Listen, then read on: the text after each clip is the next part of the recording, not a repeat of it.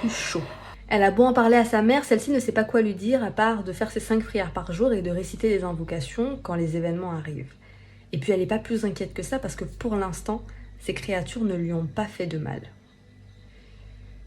Et puis un soir, alors qu'elle était confortablement couchée dans sa chambre et qu'elle s'apprêtait à s'endormir, elle l'a vue. Dans l'obscurité de la chambre, la créature s'est présentée sous la forme d'une mariée vêtue de dentelle.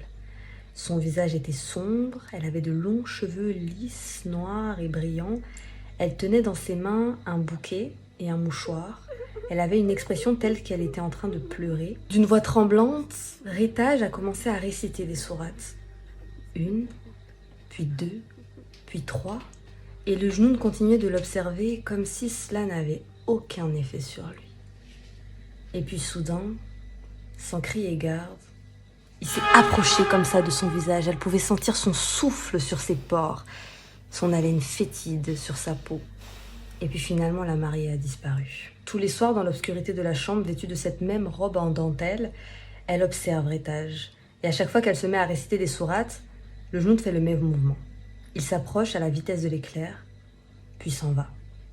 Et il revient tout le temps. Parfois seul, parfois avec d'autres. Et il l'observe. Et cette histoire, vous pensez qu'elle est vraie ou qu'elle est Fausse.